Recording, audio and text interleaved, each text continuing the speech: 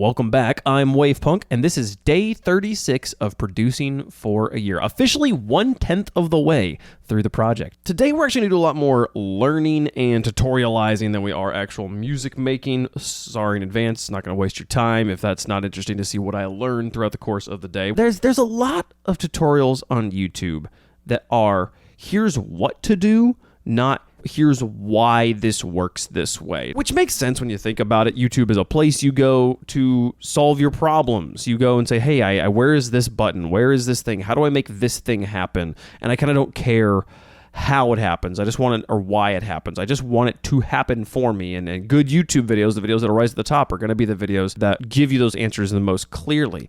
That's frustrating, though, when you're someone like me who wants to really understand why what is happening so that I can apply it correctly in the situations I find myself in. So a lot of these quick tip, get out of jail free, silver bullet type videos of here's how to fix your mix in 30 seconds or whatever, usually not quite as helpful as I would hope they would be. They're still good though. I still learn from them, especially other channels. I love this In the Mix channel. I've watched a lot in the past, and I've watched him again here now, and he does a better job than most of trying to explain at least what's fundamentally happening here, even if he does end up almost always using plugins I don't own and don't seem to have a good equivalence for. But yeah, it's a good process. Sometimes when I watch these videos, I feel crazy. I feel like I'm missing some really fundamental building blocks that without I cannot understand what is being said in a way that I can actually apply it and use it.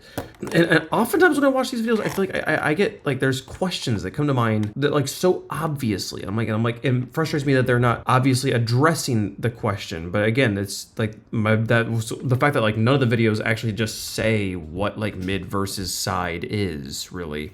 Makes me sort of feel like I don't understand. I do think I understand what mid versus side is. I think mid is literally the mono and side is the left and the right played at the same time with the mono subtracted. What's supposed to live in those areas, I don't know. I was hoping I would find a video on that today. I did not. But some of the videos rely on like stereo widening, and like the same creators demonstrated like, here's how you use like stereo widening to like make a piece fit better and like have it not clash with something else that's like up the center of this track.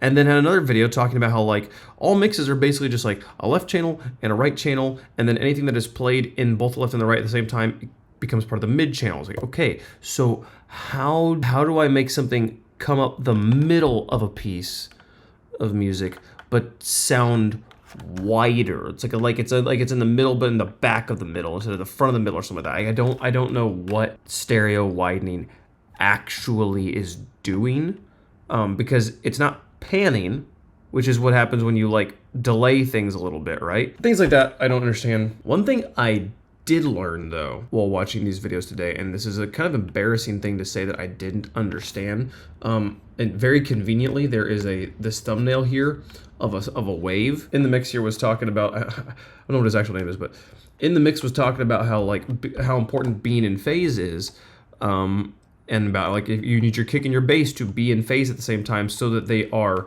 both pushing the speaker out at the same time and pulling the speaker back in at the same time. Because it'd be a problem if the bass was pushing the speaker out at the same time the kick was trying to pull the speaker in, and then it just kind of like stalls out and neither really happens. And it dawned on me that that's like what this is. This is how the speaker gets moved over time. Like, so here it's moving up and down less and slower, and here it's moving up and down very quickly, and that pushing the air is what, like, it's so obvious now that I'm saying it out loud, but like phasing makes sense now. What doesn't make sense to me is that like I think about a speaker as one membrane that moves. So the idea that like this moves it this way and then another sound moves it a slightly different way, and I can hear both of those through the same speaker, like that doesn't make any sense to me. How one speaker can do that? That's probably not how actually a speaker works. You probably can have like the outside and the inside like move slightly different or something like that. There's some way it can move differently for different frequency ranges. But that was kind of cool to learn. To be fair, no video I watched actually said that out loud. I just realized that is intuitively what is going on here. If I'm wrong, please tell me I'm wrong, but I do think I'm correct on that the wave shape is literally a map of what to do to the speaker. of what's going to happen to the speaker head. And that's how sound happens. Sound is still incredible to me, that the movement of air can be so precise that we can hear it. It's pretty cool. Anyways, I've been pretty tired today, and it's pretty late, so I'm actually gonna go to bed. I also have to edit a video, so sorry that we did not get any more music done in this episode, but a part of the learning process. We're learning a little bit every day. Thanks so much for watching. Hope to see you guys tomorrow. Bye-bye.